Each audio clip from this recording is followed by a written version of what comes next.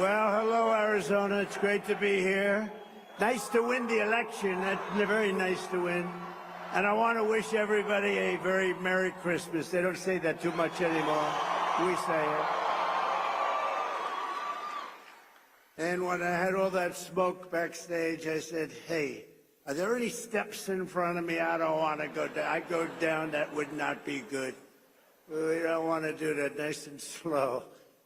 But I just want to thank you. What a beautiful production this is. What a great job the whole group does. And it's been amazing. Turning Point's been amazing. And it's really been tremendous numbers of American patriots. It's really been great. And you saw what happened last month. And we had Turning Point's grassroots army. It's an army.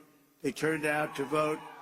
And they voted in record numbers. And everybody else voted in record numbers, too, I have to tell you. And we did something that was really epic. We won a battle that a lot of people thought was very hard to win, you know, too big to rig. Remember what I said, too big to rig? We make it too big to rig, we're going to win.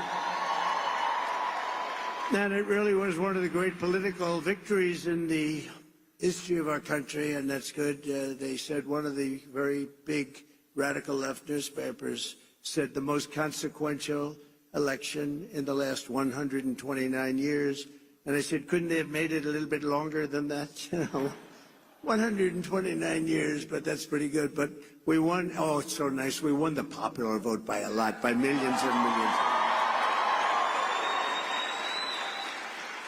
And I used to hear in the first one, we won and we did great.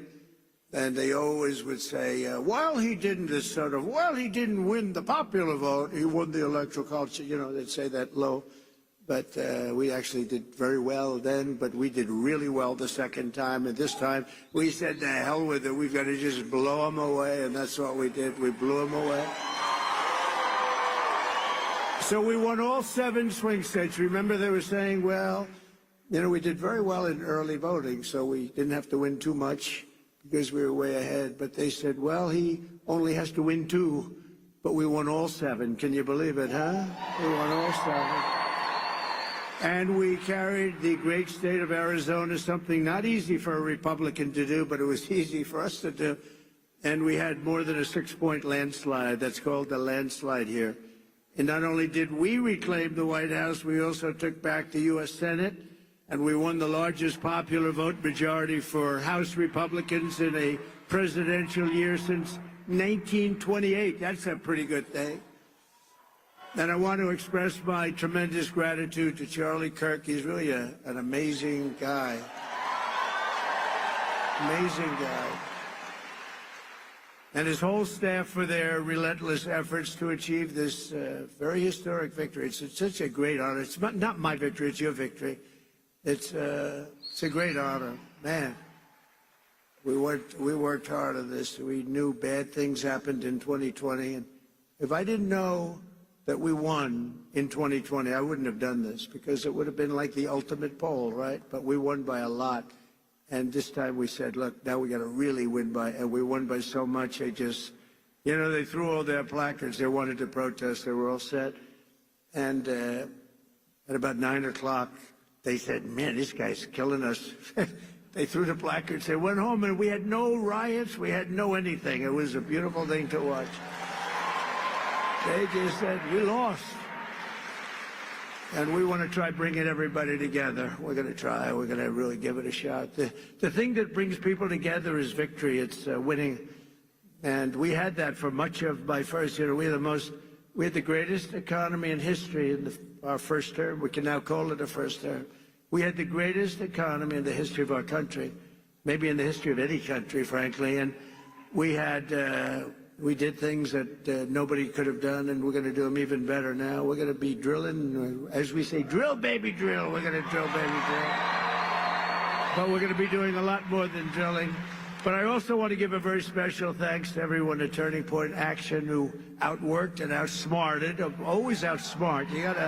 You gotta be smart too, and outorganized the radical left opposition. We had very strong opposition, not in terms of numbers, but I will tell you, something's happened because that was a big defeat for them. Nobody expected the numbers. you know what happened? The pollsters went around, and whenever anyone said, it's none of your business, they say, who are you voting for? Or who did you vote for? They said, it's none of your business.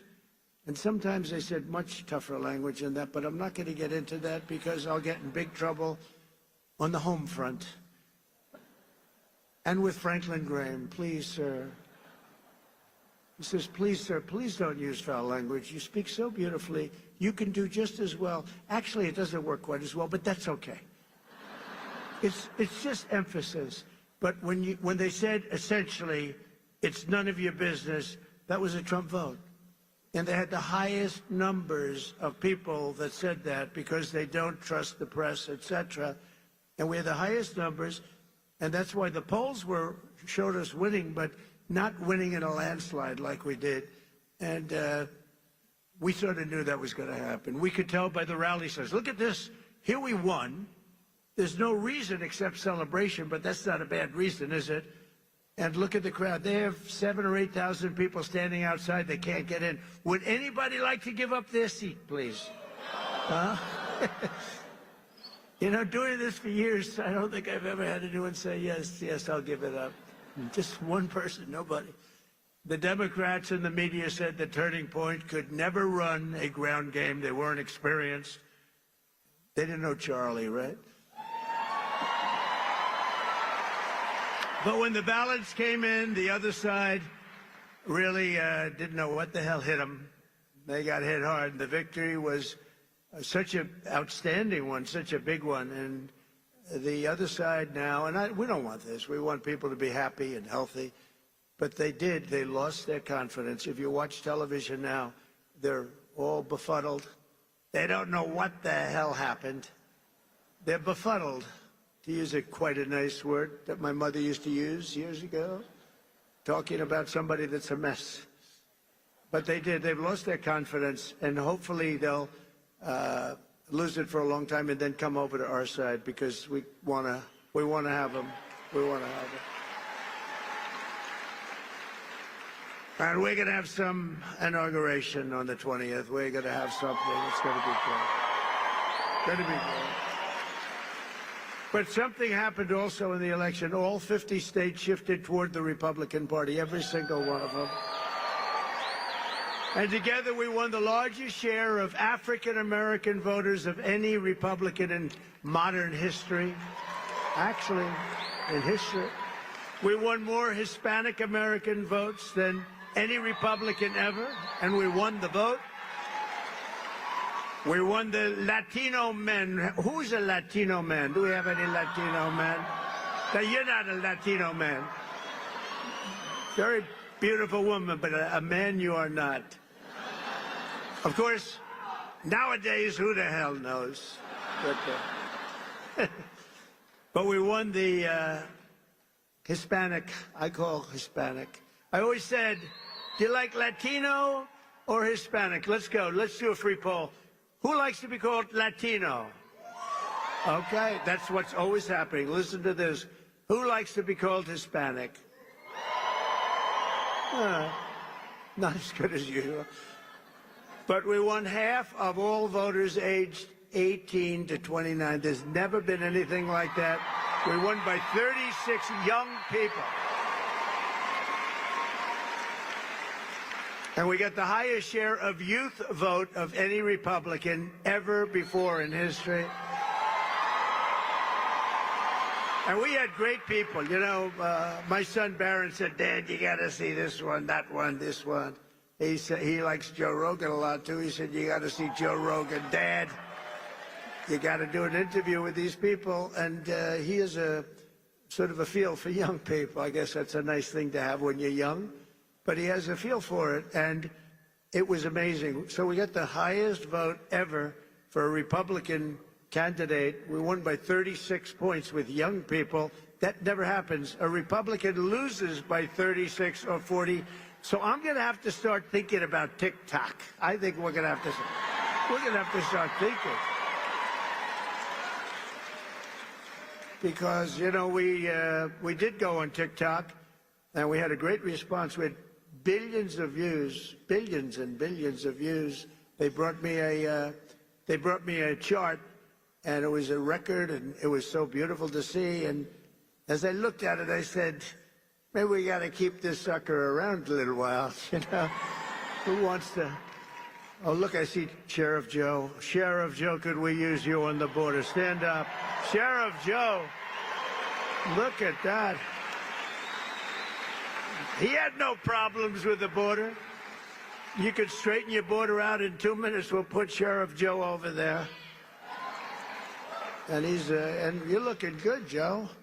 You're looking good. And we miss your wife, right? Your great wife. She's up there proud as hell of you. But he had no border problems. You didn't have any border problems. And we'll do that very shortly for you.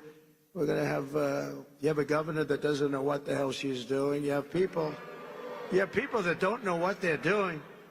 And we're going to change it because your border is a disaster. Your border is a disaster, what's going on. And you just have a few days to wait. We're going to be fully operational, I would say, by about 2 o'clock on the 20th. 20th of January.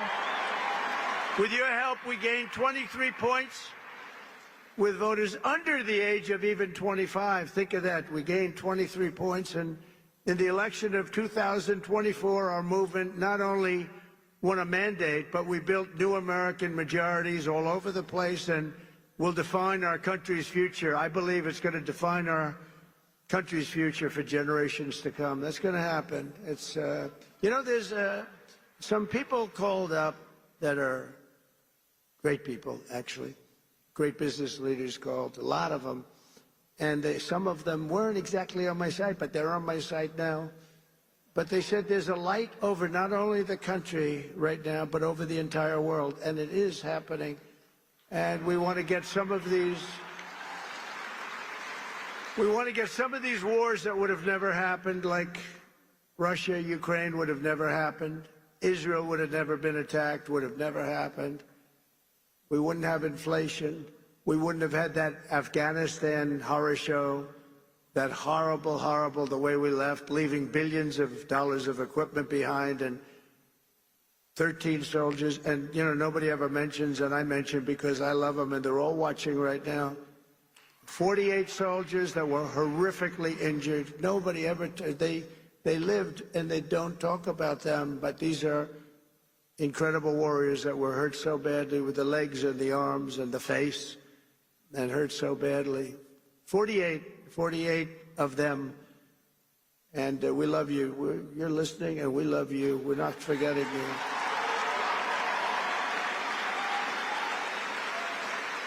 And for all of us standing before you today, I can proudly proclaim that the golden age of America is upon us.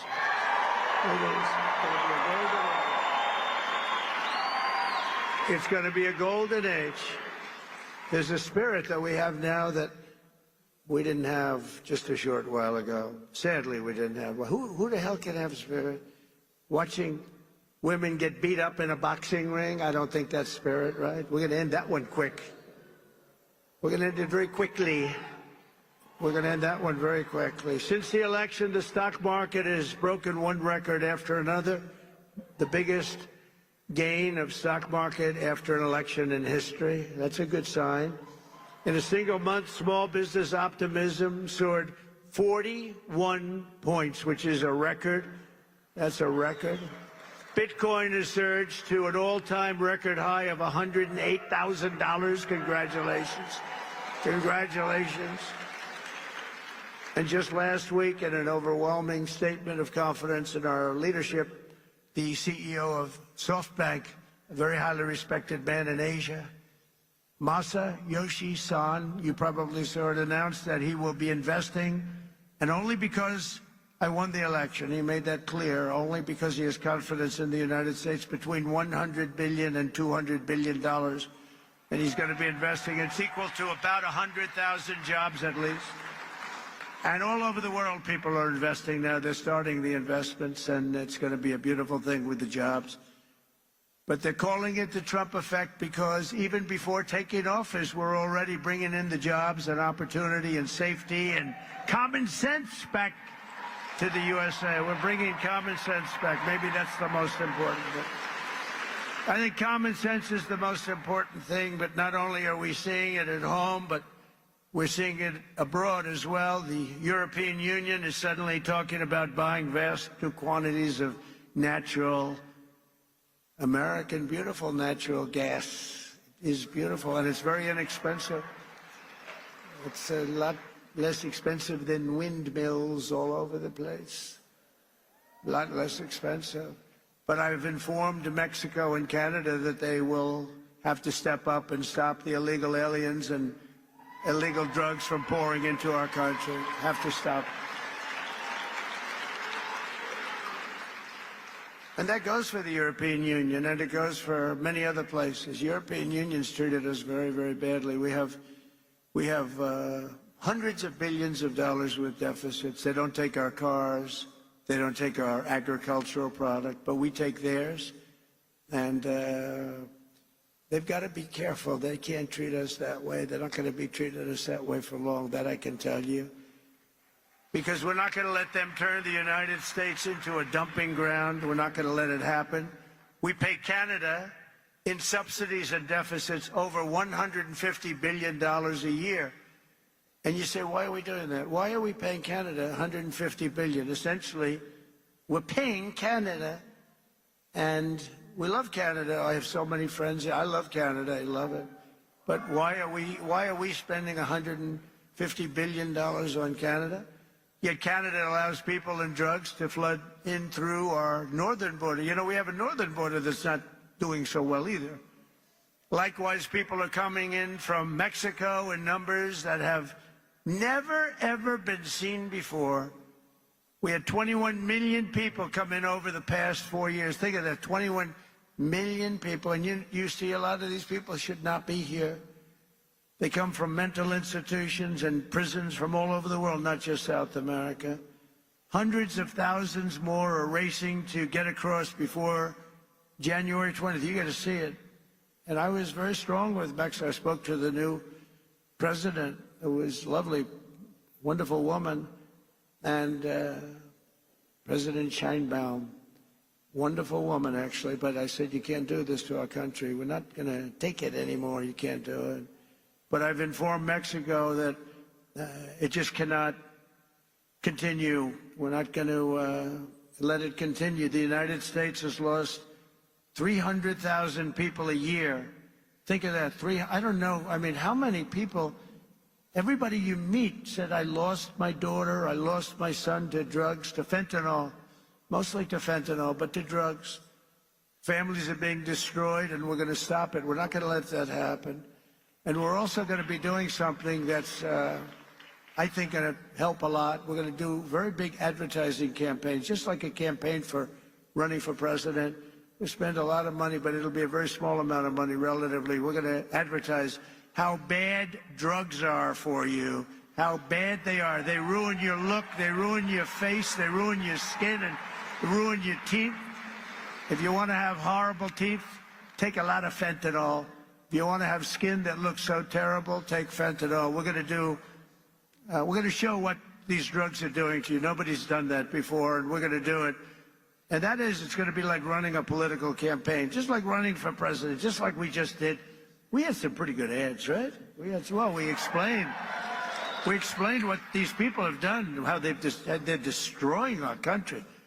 I mean, who would let millions of people pour in from prisons and jails and mental institutions, and I always say insane asylums?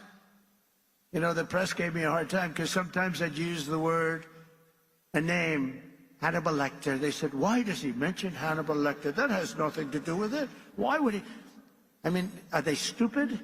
The fact is that we don't want Hannibal Lecter. You know what that is? Silence of the Lambs. We don't want Hannibal Lecter, Dr. Hannibal Lecter in our country, do we, huh? And you know what happened when they went to the voting booth? Or, unfortunately, they signed their mail-in ballot, but we got by it. We got to change all of that stuff. We got to have great, fair, confident elections. But when they went into the booth or they signed their ballot, they said, Hannibal Lecter, that's a bad guy. We don't want him here. They knew that. They didn't like that. They didn't like that I used them because it's a good It's a very good example. It's like incredible what they do. We need borders, we need fair elections, and we need a free and fair press. And we're going to try getting all of them. As another example of the things we're doing and looking at, it's such a terrible thing is happening.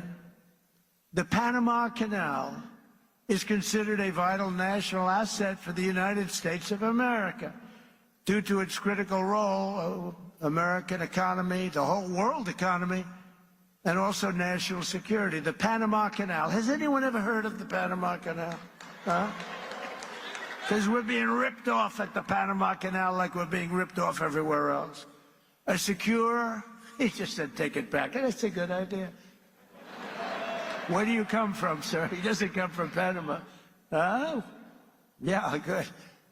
A secure Panama Canal is crucial for U.S. commerce and rapid deployment of the Navy from the Atlantic all the way to the Pacific. It's an incredible thing, and drastically cut shipping times down to U.S. ports by days and even weeks. The United States is the #1 user of the Panama Canal, with over 72% of all transits heading to or from U.S. ports. Think of that. So we built it. We're the ones that use it. They gave it away. Considered one of the one of the great wonders of the world. The Panama Canal opened for business 110 years ago and was built at huge cost to the United States, and it really is big when you consider the lives and the treasure, the equivalent of $1.2 trillion today. You don't hear those numbers. 38,000 American men, almost all men, they went there to be construction workers and dig. They were diggers, and they were brave. 38,000 men died from infected mosquitoes in the jungles of Panama during the construction period. Think of that. We lost 38,000 men. Teddy Roosevelt was president of the United States at the time of its building and understood the strength of naval power and trade. When President Jimmy Carter foolishly gave it away for $1. During his term in office, it was solely for Panama to manage and not for China or any other country to manage. You see what's going on there? China.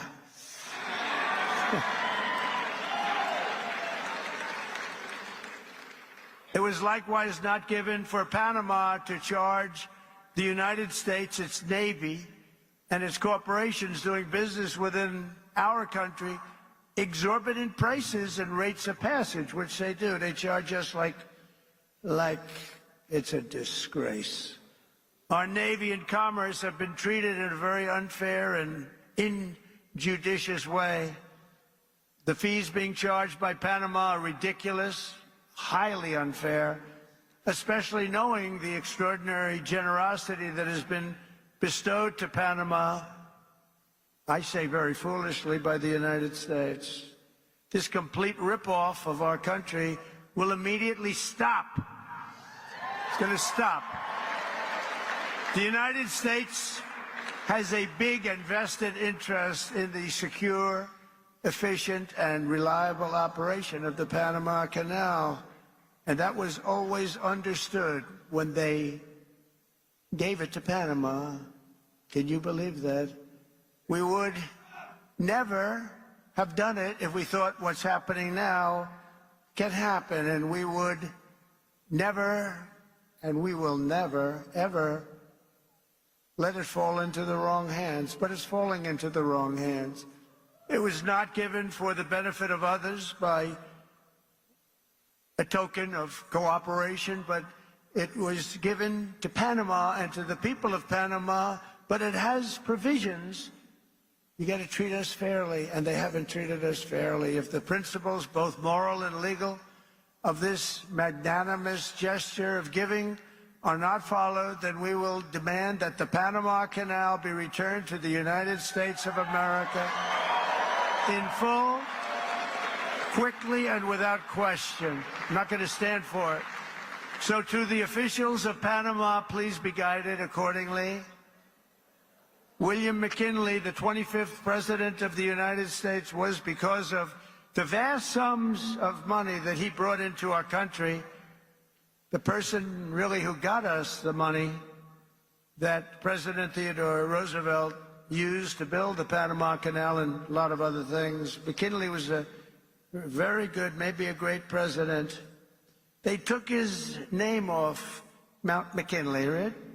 That's what they do to people. Now, he was a great president, very good president at a minimum. He was a very good businessman. He was a businessman, then a governor, very successful businessman, and then he ran for president, and he won. And he was able to use business principles, and he was a strong believer in tariffs. And we were actually probably wealthiest of any time, relatively speaking, at any point in the history of our country. In the 1890s, we were so wealthy, we had commissions set up what to do with all the money that we were taking in. We had no income tax. We only had tariffs. I consider that to be the most beautiful word in the dictionary. But President McKinley was the president that was responsible for creating a vast sum of money in the United States that Teddy Roosevelt then spent. So let's say they were both excellent presidents, but McKinley did that, and that's one of the reasons that we're going to bring back the name of Mount McKinley, because I think he deserves it. I think he deserves it. There are lots of things we can name, but I think he deserves it. That was not very gracious to somebody that did a good job, and as you know, he was assassinated. He was assassinated. We have accomplished so much in just 47 days since the election, but that's only the beginning of what we will achieve together as the 47th President of the United States of America. Over the past few weeks, I've nominated an all-star cabinet of some of the most fearless, determined, and brilliant individuals ever to step forward for public office. And we're getting great reviews, I have to say, and they're all doing well. But we're getting fantastic reviews on the people that we chose. It's we chose. Because I wouldn't choose them if I didn't think you liked them. I don't have that kind of courage. You like every one of them, and everybody. I mean, people are amazed at the quality. Our Secretary Scott of the Treasury is central casting, the whole group. But to get wokeness out of our military and restore the unquestioned strength and fighting spirit of the American Armed Forces, I have appointed Pete Hegseth to be our next Secretary of Defense. He's going to be great. You know, I've interviewed with him a lot on Fox, and all he ever wanted to talk about was the military, including when we weren't on. He'd talk about the military. He'd talk about how unfairly our soldiers were treated. Can I give a pardon to this one or that one who was treated so unfairly? They teach them to be fighting machines, and then when they fight, they want to put them in jail for 35 years. And he was very strong on that. That's all he wanted to talk about, really, and it just seems so natural to me. Plus, he had a great education, went to Princeton and Harvard, was a tremendous student, and he's a very vibrant, strong guy. I think he's going to be great. He's doing well to make our intelligence community respected even more. I don't even think the word even is right, because we had some bad years with these people. But we're going to do something. We're going to stop looking at all of these horrible foreign wars that we've gotten ourselves through stupidity. We're in wars at countries that nobody ever even heard of before. And we're going to be smart. We're going to be guided by strength. We're going to have peace through strength like we had. I had no wars other than I wiped out ISIS. We wiped out ISIS in a small fraction. They said it was going to take 5 years. It took 4 weeks. We have a great military, not the ones you see on television, the real generals, but I've nominated Tulsi Gabbard as our Director of National Intelligence. And to be our next Secretary of Health and Human Services, I decided, look, something's going on here. When you look at, like, autism from 25 years ago, and you look at it now, something's going on, and I nominated Robert F. Kennedy, Jr.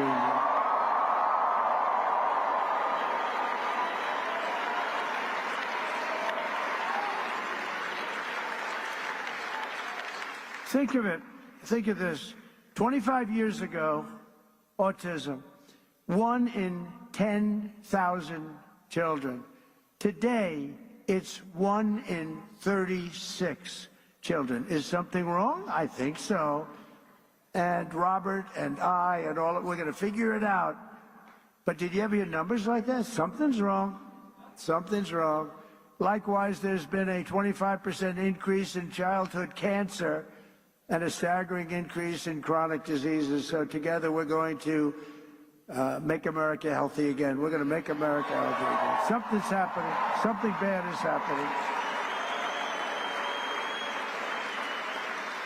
And to end the weaponization of law enforcement and restore fair, equal, and impartial justice, we will have an outstanding new Attorney General in Pam Bondi. She's fantastic. She is fantastic. Known her a long time. And I'm very pleased to report that Christopher Wray is on his way out. He's resigned. And he will soon be replaced by our next FBI director, somebody who I think is going to be one of the greatest, maybe the greatest director of them all, Kash Patel.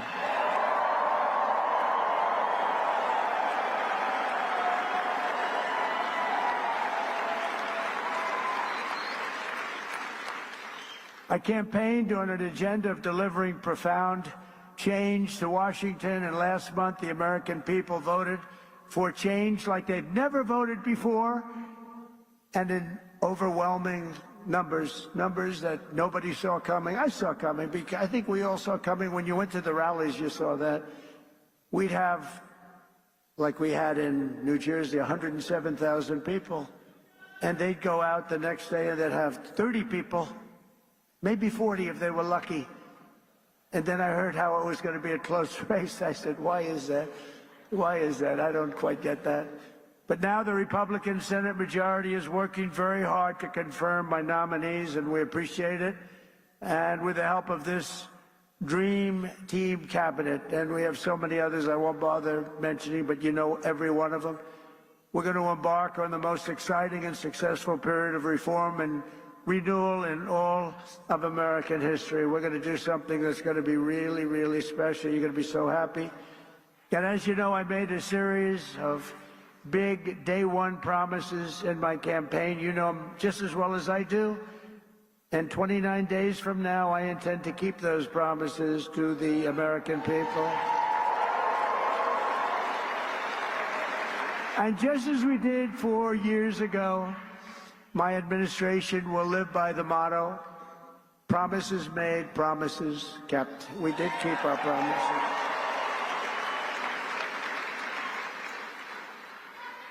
And there's a new hat, there's a brand new hat that's out. I saw it yesterday, the first time, and it's selling like hotcakes. It says, Trump was right about everything. And I don't want to brag, but we were right about just about everything, including foreign policy, these crazy wars that we're in.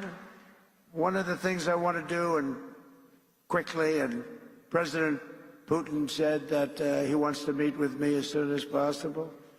So we have to wait for this, but we have to end that war. That war is a horrible, horrible, the soldiers, the number of soldiers being killed, it's a flat plane, and the bullets are going, and there's powerful bullets, powerful guns, and the only thing that's going to stop them is a human body. They go dead flat land. Nobody's ever seen anything like it. Millions of soldiers have died now, millions. We're seeing numbers that are just crazy. Got to stop it. It's ridiculous. Would have never happened if I was president. That war would have never happened.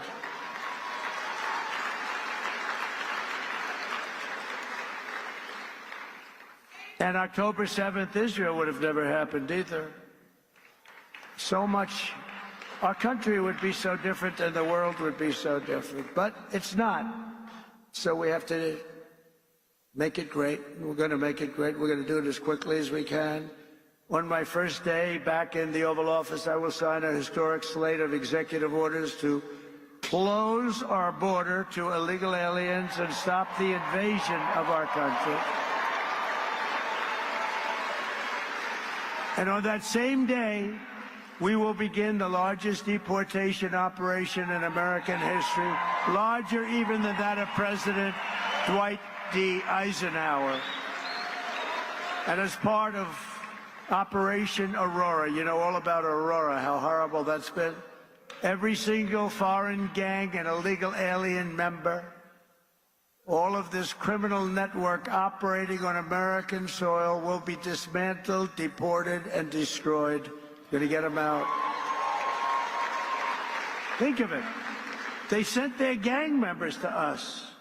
Busload after busload. We had an open border.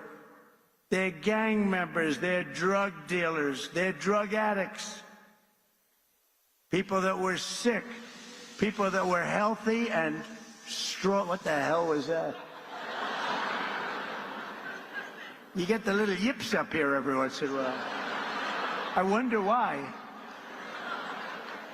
It was a strange sound. I've heard some very strange sounds.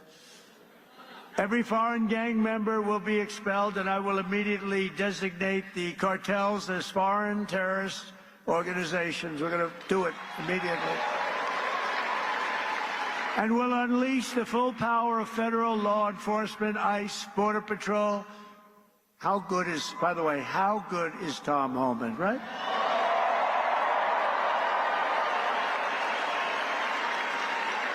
He's phenomenal. I've known him a long time.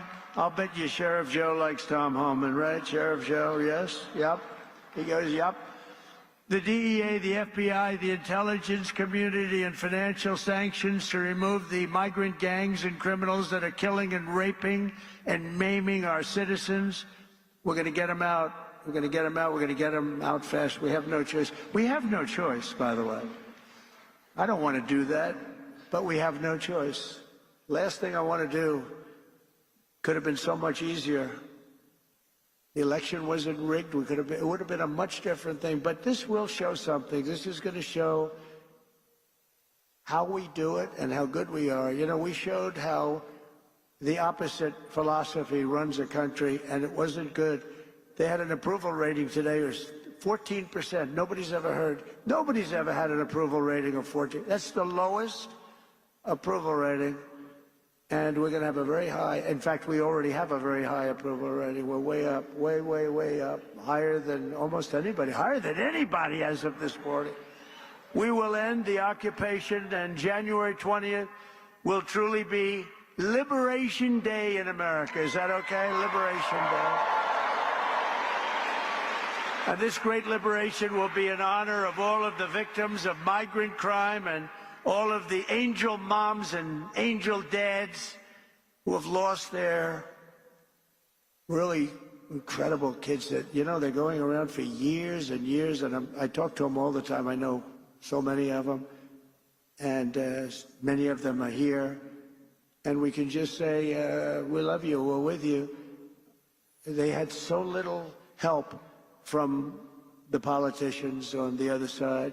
We're joined today by Patty Morin, the mother of Rachel Morin, who you know all about, a beautiful mother of 5 who was murdered by an illegal alien monster who entered our country under the open border policies of the Biden administration. Your borders are always not too good. Your borders are, that was not Tom Homan, I can tell you. But Patty, those days are over, and they will soon be over. I hope we're just not going to have, how can you say never again, but we're going to have as few as possible. It's going to be rough, and it's going to be rough for the ones that do that kind of damage to you and to our country. Where is Patty? Is she here someplace? I just want to thank her. Hi, Patty. Thank you very much. Thank you very much for being here. Appreciate it. Thank you, Larry. Do you want to come up for a second, Patty? Huh? Do you want to come up? I had lunch with Patty, and she's suffered greatly. I said, let me help you with your eyes, because I want to help her with her eyes. She has an eye situation that can be fixed with some medical help. Many of them can't be fixed. I said, Patty, get your eyes taken care of. I'll take care of it. Just get it done. I hope you got it done. Did you have them done yet? Did you have it done yet, Patty? That's great. Oh, you look good, Patty. Be careful.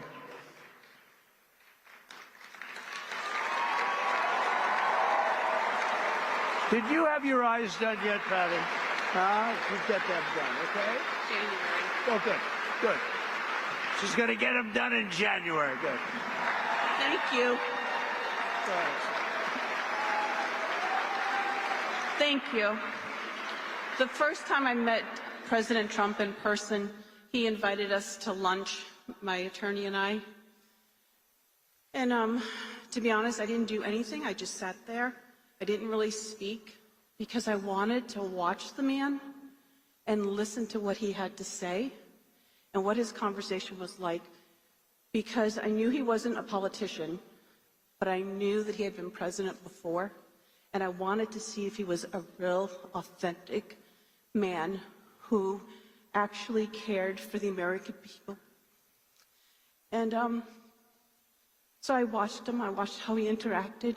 I also watched how much his staff really respected him and how much his staff loved working for him. But the thing that changed the way that I looked at him as a person was I realized that he was a dad, that he was a grandfather, and when you spoke to him, you could see in his eyes that he genuinely cared about his fellow human being. But the thing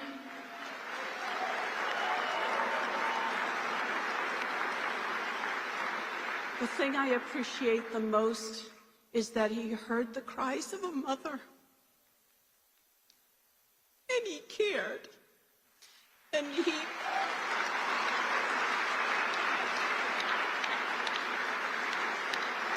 made a promise that he was going to protect us and that he was going to help us. And that's all you can ask from your president, but also just from a fellow human being. And so I personally, I am so honored to know this man and to think of you as a friend.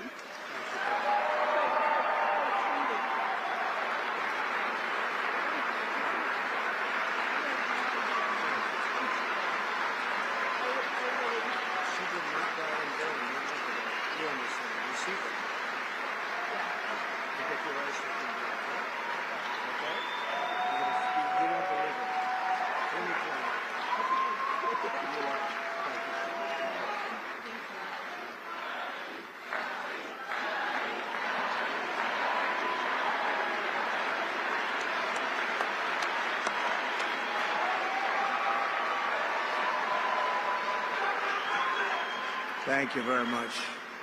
She's been through hell. Who wouldn't be? I mean, so many people, so many, I call them angel moms, and they go through hell. And many of them say it doesn't get any better, but we have to hope it does get better. Also with us is a very special guy, the president of the National Border Patrol Council, Paul Perez. He's incredible. He's doing a fantastic job, and he wants to do the job right. Hey, Paul, come on up here, Paul, quickly.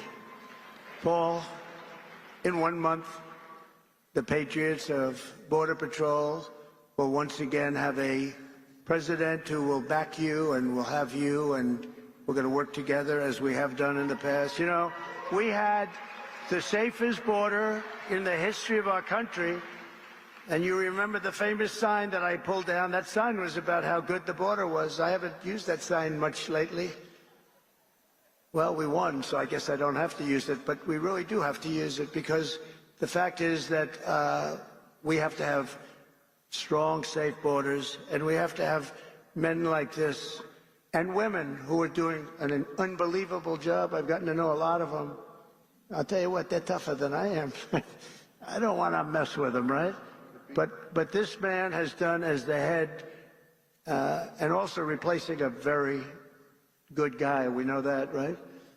And he's going to have a good life, I hope. He's going to, because he was a very special guy, and you're a very special guy. Say a few words, please, Paul. I mean, we're back. America is back. The strength and security that Donald Trump brings to the White House is what we've needed. He's done it before. He's going to do it again. We're going to make all of these communities safe. And like Tom Homan said, if you're not going to help, get the hell out of the way. Donald Trump is by far the best president in the history of this country, and he's going to show everybody exactly why. Thank you.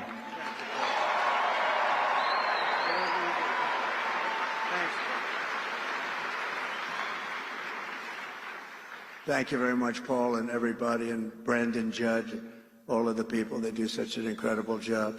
We're also pleased to be joined by a man who just also, we really did well in Texas. And I heard Ted's speech. And he can come up and speak more if he wants, or he can just, you know, Ted's going to be going to a big event in a little while. Where's Ted Cruz? Is he here? He's here someplace. Ted? Ted? Oh, he's in trouble. Oh. He's in trouble. No, he was here. Oh, good.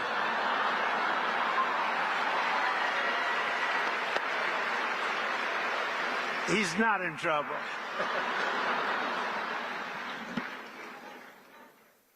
Keep Texas, Texas. Amen.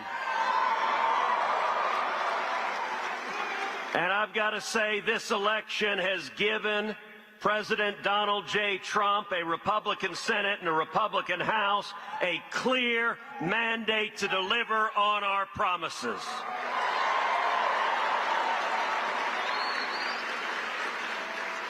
One month from today, President Trump will secure the border.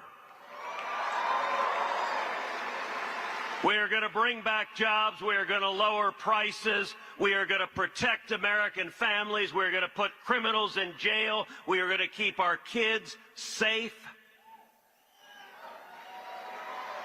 We are going to end foreign wars with victory. And I'll tell you, Mr. President, the results of this election, 7 battleground states, you won all 7. The people elected a Republican Senate and a Republican House to have your back, and we are going to deliver results.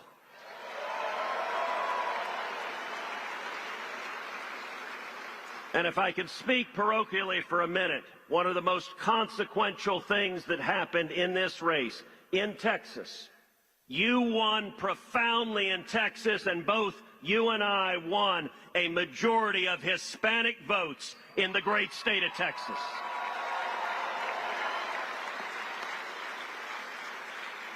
That is unprecedented. That is generational change, and it demonstrates that we are going to protect our nation, we are going to bring our country back, and we are going to make America great again.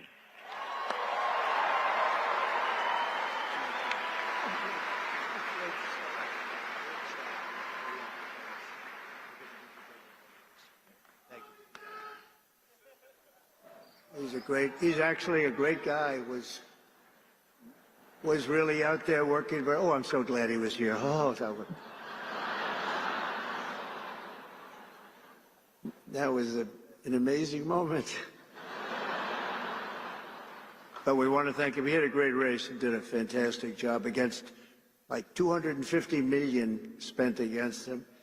But Texas was very special, and it will remain very special. It's doing really excellent people, great people. And the governor's doing a fantastic job in Texas, your senator, Dan Patrick, and everybody's doing, Attorney General. Also, I want to bring up, if I could, or just say hello to him. He's on the outskirts, because you got a lot of people in this room. You got a lot more people outside than you have in the room. The RNC chairman, Michael Watley, who was so fantastic in what he did with Laura. The two of them were so great. Where's Michael? Come on up, Michael. Come here. This guy did some job. Thank you very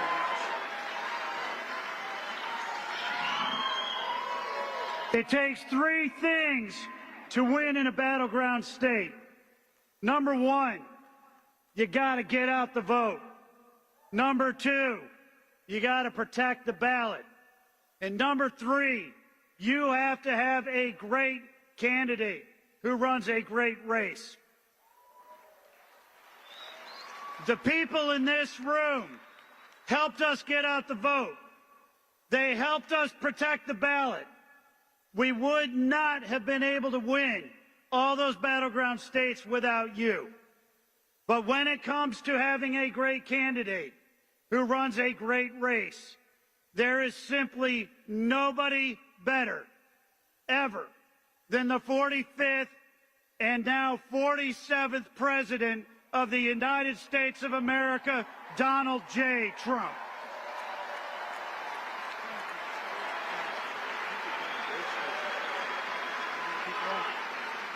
Thank you. Thank you very much. He really has, and Laura have done an incredible job. What a pleasure. They were fighting. They had so many lawyers. They were fighting the enemy like you wouldn't believe. I mentioned Tom Homan, but special, he's going to do so well. And a friend of mine who I haven't seen in a little while, Matt Gaetz, is here. Where's Matt? He's around here someplace. Matt Gaetz. He's got a big career set up. And I just want to say hello to Matt. And Arizona GOP Chair Gina Swoboda. Wow, she is very, Gina, where's Gina? Because we're going to be backing Gina to run again. There she is, Gina. Gina, are you going to run again? Yes? Because if you do, you have my endorsement. So that should be good. Thank you. Thank you, Bill. Great job you've done. A great professional golfer, a friend of mine. He's really a good golfer. Tom Pernice is here someplace. Tom, wherever you may be. Hello, Tom. Don't play him in golf. Play him in other things, but not golf. Trish Dugan is here, who is just a fantastic. Where is Trish? She's one of my great friends. Thank you very much. Has she helped? Trish has helped us so at a level that very few people can even dream of. So I want to thank you very much. Trish Duggan, please. Thanks. Where's Trish? Thank you, Trish. I think I see Carrie Lake. Is that Carrie Lake? Yes. Hi, Carrie. Stand up, Carrie. Hi.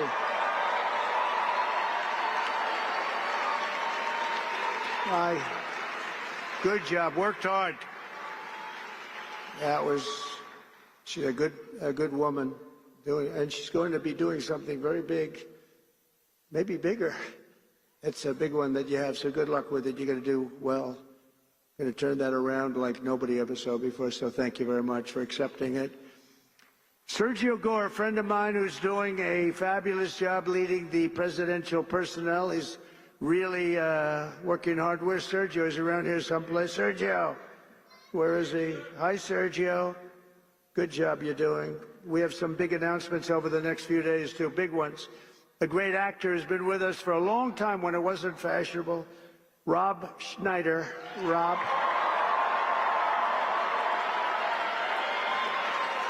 He was here with a few of his friends when it wasn't quite as fashionable, right, Rob? But you were here. Thank you very much. Great job you're doing, too. Karen Robeson. Where is Karen? Karen is here, and she's, I hear, running for governor. She's going to be running for governor. Where's Karen? Hi, Karen. Hello, Karen. Are you running for governor? I think so, Karen, because if you do, you're going to have my support, okay?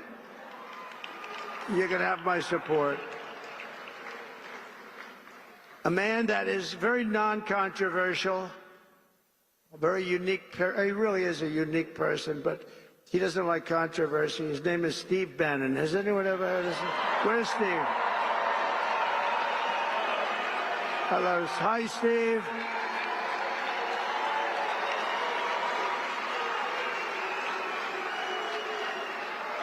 A big, powerful voice he's got. His show is phenomenal.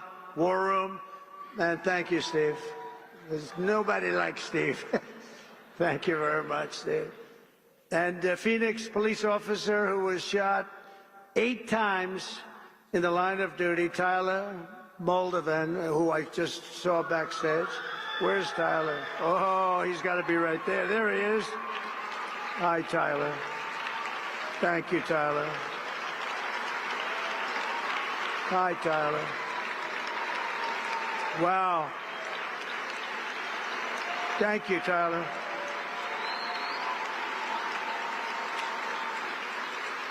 Eight times. Can you believe that? Think of that. 8 times, and he's looking great. Thank you very much, and to your family, beautiful wife. With the stroke of my pen on day 1, we're going to stop the transgender lunacy. And I will sign executive orders to end child sexual mutilation, get transgender out of the military and out of our elementary schools and middle schools and high school.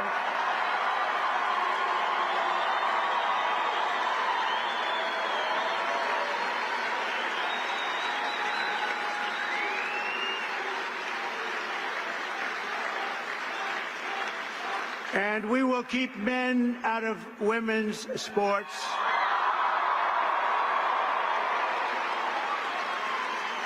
And that will likewise be done on day 1.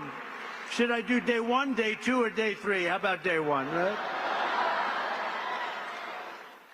Under the Trump administration, it will be the official policy of the United States government that there are only 2 genders, male and female.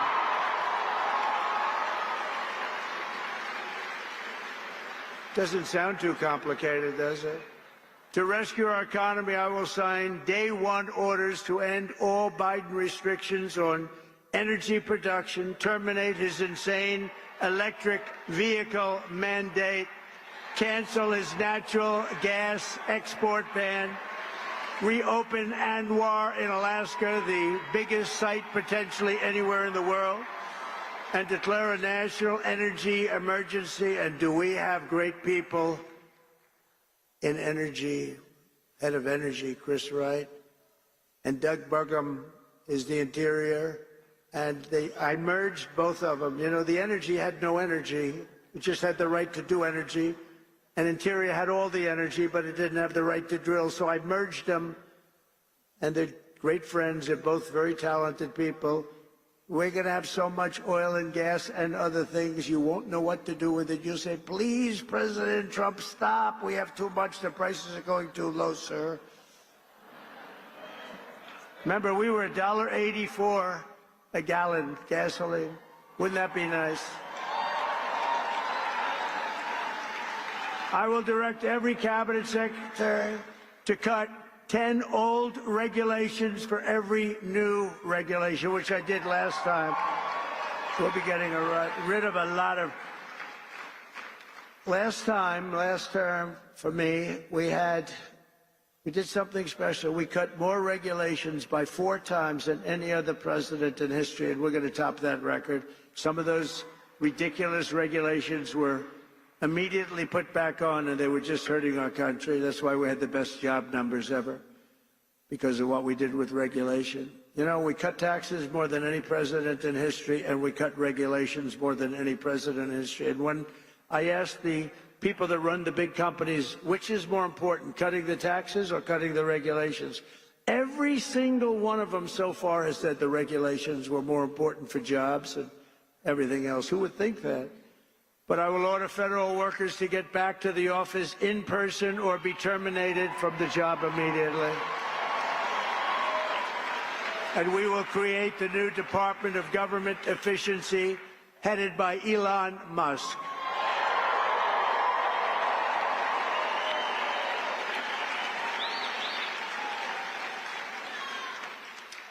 And no, he's not taking the presidency.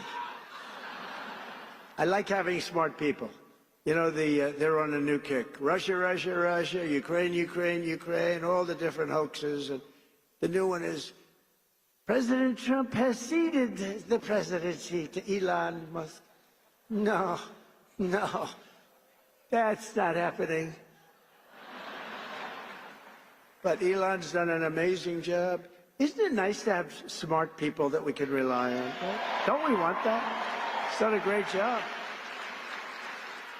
And I'll tell you, he landed that rocket a few months ago. It landed, it's coming down so fast, 17,000 miles an hour, he says, and coming down, it looks like it's getting ready. And then all of a sudden, the jets go on, it slows it down, then it's almost stopped it. Then it guides it over left, right, up, high, down. I said, what the hell's going on? Because nobody ever saw this before. And then it has the big gantry, very expensive. It looks like it's going to be smashed to smithereens. And then those jet engines roared from the bottom. It's coming in this way, a little hot. And the engines, blah, pushed it straight, it landed. And it was like you're hugging a beautiful baby. A baby. No, not that baby.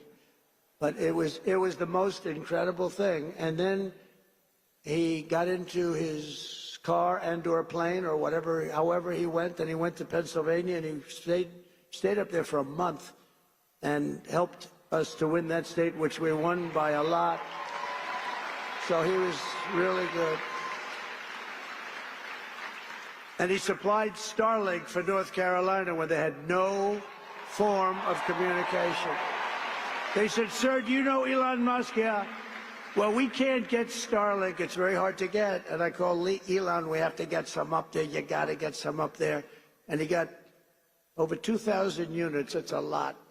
And they flooded it with Starlink, and it was so good. It saved a lot of lives, so we want to thank him.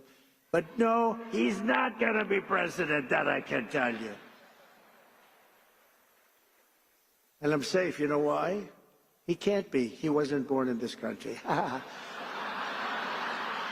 But the fake news knows that. No, he's a great guy, and we want to have him. Everybody, so many people are in this audience that have helped, so to an extent that you wouldn't believe. But we're going to bring transparency and accountability back to our government, and we'll be very soon, you're going to see it drain the swamp. We're going to be draining that swamp at levels never seen before. And I hope everybody goes home and reads the congressional report on the criminal activities of the Unselect Committee of Political Thugs, J6 Committee. What they did is so illegal. And Congress has done a fantastic job on that. They just put out a report. They call it an interim report. It's brutal. On them, not on me, on them. And it's terrible. What they've done to this country is just absolutely terrible. But we'll end the left's campaign of racial discrimination and restore equality to our land and all over our land. And you see that happening so much with the vote and the kind of vote we got. Nobody ever expected anything like that.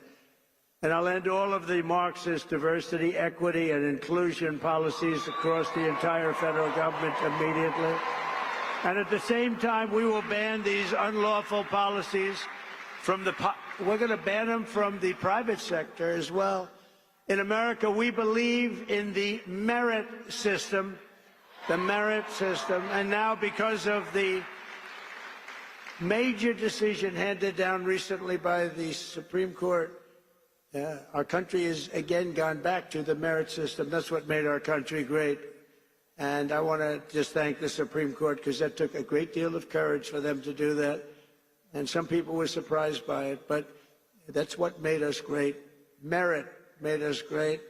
I will direct our military to begin construction of the great Iron Dome missile defense shield, which will be made all in the USA, much of it right here in Arizona. You know, Ronald Reagan wanted to do it many, many years ago, but they didn't really have the technology. It's lucky that he didn't, because they didn't, but they have it now. We can knock a needle out of the sky. And as Commander-in-Chief, I will restore the proud and historic names of our great military bases like Fort Bragg. We're going to get them back.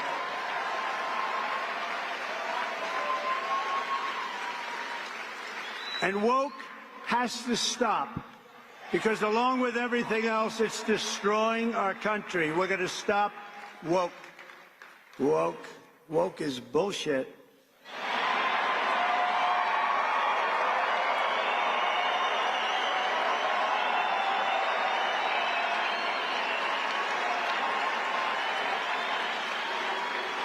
As an example, in addition to the military bases, I understand they want to now rename 14 ships. We want to rename them. Some of these ships have had a great and glorious past. They want to take the name off and put another name down. I can imagine whose name they're going to put up. Not going to happen with me. It's not happening with me, I can promise you that. The actions I have described today are just a small preview of the common sense revolution, because that's what I call it, a common sense revolution that's coming soon to America, to a theater near you, right? But it's coming to you through your president, Donald J. Trump. The people have given us their trust, and in return, we're going to give them the best day one, the biggest first week, and the most extraordinary first 100 days of any president in American history. And in conclusion, on January 20th, the United States will turn the page forever on 4 long, horrible years of failure, incompetence, national decline, and we will inaugurate a new era of peace, prosperity, and national greatness. It's going to be national greatness. It will be something very, very special. And you could use a little of that, because you haven't seen any of it in 4 years. What's happened to our country is so sad. We're going to cut your taxes, end inflation, slash your prices, raise your wages, and bring thousands of factories roaring back to America and right back here to Arizona. Because when I agreed to do this, and I had to do it for Charlie, because he's special, but I said, Charlie, I'll do it, but this has to be also a real tribute to Arizona, because they gave us such a big win. And I said, I'll get in my plane at 4:45 in the morning, and I'll fly here, but we have to really acknowledge and take care of the people of Arizona, because you were fantastic. And I just want to thank you for that big win. Not an easy win. And we're going to build American, we're going to buy American, and we will hire American. I will end the war in Ukraine. I will stop the chaos in the Middle East, and I will prevent, I promise, World War III. And we're very close to World War III. We will crush violent crime. We're going to stop violent crime. We're going to have to be tough. Please get ready. You're going to have to be tough. We can't let this happen. Our cities are crumbling. And give our police the support, protection, resources, and respect they so dearly deserve. And I rebuilt our entire military at a level that it had never been. Unfortunately, we gave a big chunk of it to Afghanistan. You believe that one? What a terrible thing. But we will again rebuild those sections of our military that have been so badly hurt. Plus, we give so much of it away. You know, when I came in the last time, we had no ammunition. Can you believe it? I was greeted with a general, sir, we're very low, almost no ammunition. I said, keep it quiet. Let's not let the enemy know that. That doesn't sound too good. Steve Bannon would say that's not a good thing. No ammunition is not good, right, Steve? And I built so much ammunition so fast, nobody's ever seen anything like it. We give a lot of our ammunition away, as you know. And we have to take care of ourselves. We have to protect ourselves. And we have to make our country great. We just can't keep doing what we're doing, especially when these wars never had to start. They never had to start. We will rebuild our once great cities, including our capital in Washington, D.C., making them safe, clean, and beautiful again, and we'll do it quickly. We'll teach our children to love our country, to honor our history, and to always respect our great American flag. We will get critical race theory and transgender insanity the hell out of our schools, and we're going to get it out of our schools very fast. I will defend religious liberty, I will restore free speech, and I will defend the right to keep and bear arms. And after years of building up foreign nations, defending foreign borders, and protecting foreign lands, we are finally going to build up our country, defend our borders, and protect our citizens. We're going to protect our citizens. And we will stop illegal immigration once and for all. It's going to stop. You're not going to have an invasion of our country any longer. That will stop in just a few very short weeks. We will not be occupied. We will not be overrun. We will not be conquered. We will be a free and proud nation again, a nation led by competent people, a nation that we can be proud of. We're going to be so proud of our nation. We already are. It's already happened. Remember what I said. There's new light all over the world, not just here. All over the world. Everyone will prosper. Every family will thrive. And every day will be filled with opportunity and hope. And will be filled with a thing called the American dream. You could have the American dream back. For the past 9 years, you and I fought side by side against the most sinister and corrupt forces on earth. And in our magnificent victory on November 5th, you showed them once and for all that this nation does not belong to them. This nation belongs to you. That's what happened. It was hardworking patriots like you who built this country. And in 2024, it was hardworking patriots like you who turned out and voted and saved our country. That's what happened. After all we have been through together, we now stand on the verge of the 4 greatest years in American history. We're going to make these the 4 greatest years in the history of our country. With your help, we will restore America's promise. We will rebuild the nation that we love, and we will do it very, very fast. That's what we want. We are one people, one family, and one glorious nation under God. We will never give in. We will never give up. We will never back down, and we will never, ever, ever, ever surrender. Together we will fight, fight, fight, and we will win, win, win. We're going to win a lot. And together we will make America powerful again. We will make America wealthy again. We will make America healthy again. We will make America strong again. We will make America proud again. We will make America safe again. And we will make America great again. Thank you very much, and thank you, Arizona. Happy New Year, Merry Christmas. Thank you very much. Thank you. God bless you all.